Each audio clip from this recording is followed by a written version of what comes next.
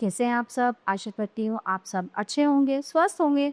स्वागत है आपका इस कक्षा में। आइए आज हम पढ़ते हैं हिंदी का पाठ 9 ओणम।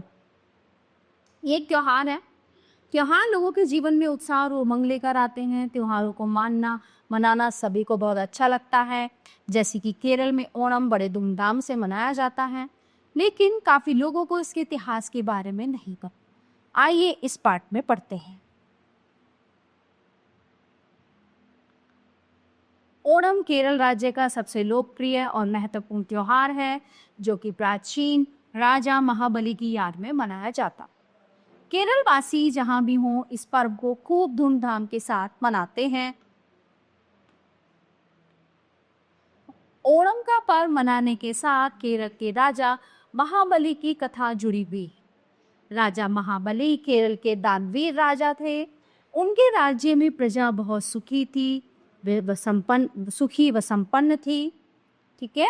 अब वे अपनी प्रजा से बहुत प्यार करती थी। उनके यश के बारे में सुनकर एक बार भगवान विष्णु ने वामन अवतार धारण कर राजा महाबली की परीक्षा लेनी चाहिए। उन्होंने राजा से 3 पग जमीन दान में मांगी। है ना, ये सुन के कि बहुत बड़ा दानवीर है, तो उनका हट था कि वे जहां जहां पैर रखेंगे वहीं जमीन उन्हें दान में चाहिए। तो राजा मान गए। तो उन्होंने विराट रूप लेकर अपने पहले पग से पृथ्वी नापी। है ना, अब उनका पहला पग जो है इतना बड़ा उन्होंने रख कर लिया, वो पूरी पृथ्वी नाप ली इससे। ठीक है। फिर उसके बाद स्वर्ग को नापा। जैसे ही वामन ने तीसरा पग उठाया, राजा ने अपना सिर आगे कर दिया। वामन ने जब सिर पर पग रखा तो राजा महाबली सीधे पाताल में चले गए। राजा महाबली ने वामन अवतार से साल में एक बार अपनी प्रजा से मिलने का वर मांगा। तब से ही ये दिन दक्षिण भारत में ओणम के नाम से मनाया जाता है। इस दिन घर घर में तरह तरह के पकवान बनाए जाते हैं। ओणम का कार्यक्रम 10 दिन पहले ही आरंभ हो जाता है। इन दिन लड़कियां बड़े सवेरे उठ जाती हैं और नहा धोकर नए नए रंग बिरंगे सुंदर वस्त्र पहनती हैं। उसके बाद छोटी छोटी डलियां लेकर फूल चुनने चली जाती हैं। त्योहार की विशेषता ये है कि इसमें लोग मंदिरों में नहीं बल्कि घरों में पूजा करते हैं। लड़कियां वापस आकर घर के पूजा स्थल में बाहर के दरवाजे पर और आंगन में सुंदर रंग बिरंगे फूलों, अनाज व रंगीन बुरादे से रंगोलियां बनाती हैं। फिर पूजा की जाती है, वो प्रसाद वितरण होता है। लोग एक दूसरे के घर बधाई देने जाते हैं।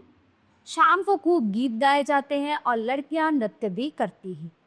अंतिम दिन ओन सादे या दावत का आयोजन किया जाता है, जिसमें तरह तरह के व्यंजन बनाए जाते हैं।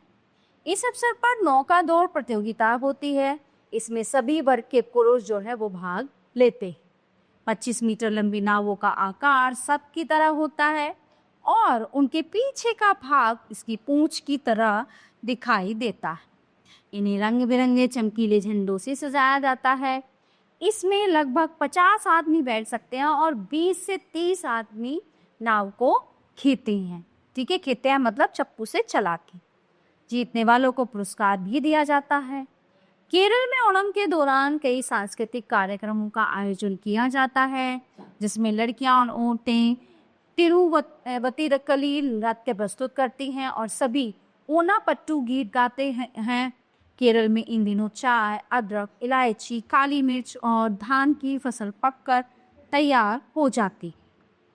लोग फसल की अच्छी उपज की खुशी में ये त्योहार मनाकर आपस में खुशियां बांटते। तो ये था ओणम का त्योहार।